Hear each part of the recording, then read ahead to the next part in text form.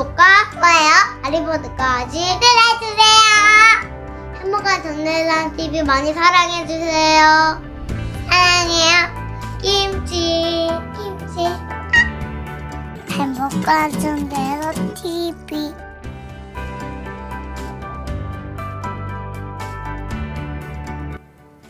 행복한 전도의 삶 TV 열혈청년 전도왕 최병호입니다. 삶을 살고 인생을 살다 보면 어려운 일을 만날 때가 있습니다. 전도자에게는 고난이 없을까요? 당연히 있죠. 이 고난이 해결되면 전도해야지. 이 어려움만 없어지고 나면 그때 전도해야지. 이런 마음을 먹어야 할까요? 그럼 전도자에게 고난이 오면 어떻게 하죠? 이런 질문을 해주시는 분들이 계세요. 그래서 오늘은 이 고난을 대하는 전도자의 자세에 대해 알아보겠습니다. 먼저 나는 전도하는 자니까 하나님이 별다른 고난을 안 주시겠지라고 생각하시면 안 됩니다. 이거는 전제가 틀린 것입니다. 수학 문제가 틀리게 나오면 답이 없거나 엉뚱한 답을 체크하게 됩니다. 나는 전도하는 자인데 이런 고난 정도는 하나님이 당연히 알아서 미리 막아주셔야 하는 거 아닌가 하는 생각이 들기도 합니다. 그런데 이렇게 생각하면 안 됩니다. 하나님이 가장 좋아하는 영혼 구원하는 일을 하는데 사단이 방해는 당연히 하겠죠. 한 걸음 더 나가서 고난이 믿음 생활을 열심히 하는 사람에게 오지 않는다고 생각하는 게 맞을까요? 아닙니다. 하나님께 그렇게 칭찬만 들은 욥과 믿음의 순도를 지키기 위해 하루 3번 기도한 다니엘을 보세요. 또 우상에 절하지 않으려다가 격렬히 타는 풀무불에 던져진 세 친구들은 또 어떻고요? 이들 모두에게 엄청난 고난이 왔습니다. 이처럼 믿음 생활을 잘하는 이들에게도 전도하는 이들에게도 고난과 어려움은 옵니다. 이것을 정리하면 고난은 욥과 다니엘과 그의 세 친구처럼 하나님 잘 믿고 섬기는데도 어려움과 고난이 올 수 있다는 것이고요. 아시는 것처럼 자신이 잘못해서 힘든 고난을 겪기도 한다는 사실입니다. 첫 번째 경우라도 하나님께 바짝 무릎으로 나가야 합니다. 엎드려서 하나님 살려달라고 기도하며 매달려야 합니다. 자신이 부족한 부분이 없는지 돌아보고 반성하며 더 하나님께 나아가도록 해야 합니다. 이때 사단이 가만히 있지 않고 반드시 우리를 공격합니다. 너의 지금 비참한 꼬라지를 봐. 하나님이 살아계시다면 널 안 도와주시고 이런 상태까지 오게 하셨겠냐? 차라리 하나님 저주하고 떠나라고 합니다. 성경에 보면 진짜 이렇게 나와요. 욥기 2장 8절에서 9절 말씀인데요. 욥이 제 가운데 앉아서 질그릇 조각을 가져다가 몸을 긁고 있더니 그의 아내가 그에게 이르되 당신이 그래도 자기의 온전함을 굳게 지키느냐? 하나님을 욕하고 죽으라. 세상에 욥 좀 보세요. 자녀들 다 죽고 재산 다 빼앗겨서 망해버리고 몸에 악성 종기가 생겨서 질그릇 조각으로 살살을 벅벅 긁고 있는 모습이 상상이 가시나요? 게다가 같이 울고 괜찮냐고 유래해주고 큰 힘이 되어줘야 할 아내에게서 세상에 정말 저주스러운 말을 듣게 됩니다. 한마디로 당신이 이런 상태로 비참한 상태가 되었는데 당신 믿음을 계속 지킬 거냐? 차라리 하나님 욕하고 죽으래요.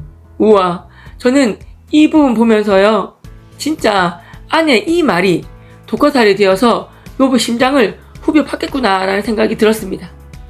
부모와 자녀 사이도 일촌인데 부부 사이는 무촌이거든요. 이렇게 가까운 사이니까 비교할 수 없을 만큼 많이 아팠을 겁니다.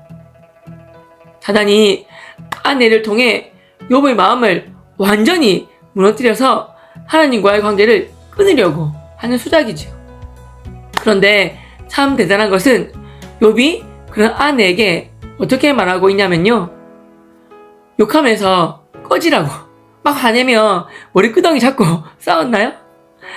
아닙니다. 만약 저였다면 어떻게 했을까요?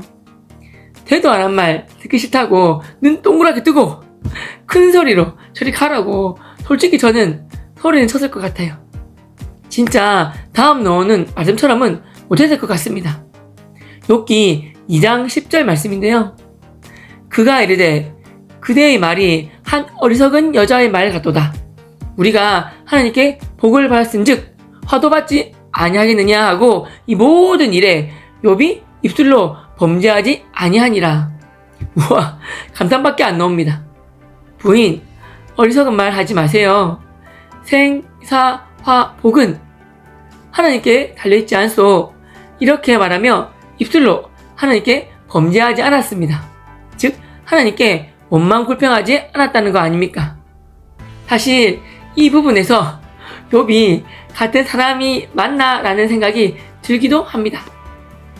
다니엘 3장 17절에서 18절 말씀에 나오는 다니엘의 세 친구들을 또 보면요. 왕이여, 우리가 섬기는 하나님이 계시다면 우리를 맹렬히 타는 풀무불 가운데에서 능히 건져내시겠고 왕의 손에서도 건져내시리이다. 그렇게 하지 아니하실지라도 왕이여, 우리가 왕의 신들을 섬기지도 아니하고 왕이 세우신 금신상에게 절하지도 아니할 줄을 아옵소서. 아멘. 우와, 진짜 멋있다, 그죠? 우리는 이 모습, 이 용기, 이 기백, 이 태도 반드시 배워야 합니다. 우리도 이런 극한의 상황에서 당연히 이렇게 해야 합니다. 우와, 부럽다, 멋있다. 로만 끝나면 안 됩니다. 다니엘의 세 친구들의 이 아름다운 믿음의 고백을 가사로 한 찬양도 있죠. 다른 못 부르지만 그리 아니하실지라도 감사해요. 주님 뜻을 믿기 때문이죠. 그리 아니하실지라도 사랑해요. 합력해서 선을 이루어요. 언제나 나를 향한 신실한 사랑, 우리를 향한 그 크신 사랑, 우리가 함께 높이며 주를 찬양해. 할렐루야, 하나님께 영광. 아멘. 정말 멋진 찬양입니다. 우리도 목숨을 내놓아야 하는 상황에서 이런 고백과 이 찬양을 할 수 있게 되길 기도합니다. 두 번째 같은 경우는 그야말로 피눈물을 흘리며 다윗이 회개를 적신 것처럼 회개해야 합니다. 다윗이 회개하는 시편 9구절, 시편 6편 6절 말씀인데요. 내가 탄식함으로 피곤하여 밤마다 눈물로 내 침상을 띄우며 내 혀를 적시나이다. 이 정도로 회개를 철저히 뼈를 깎는 고통으로 해야 합니다. 회개하면서 흘린 눈물로 가득 차서 침상이 띄어졌다고 합니다. 이렇게 진심으로 마음을 다하여 회개하는 우리가 되어야 합니다.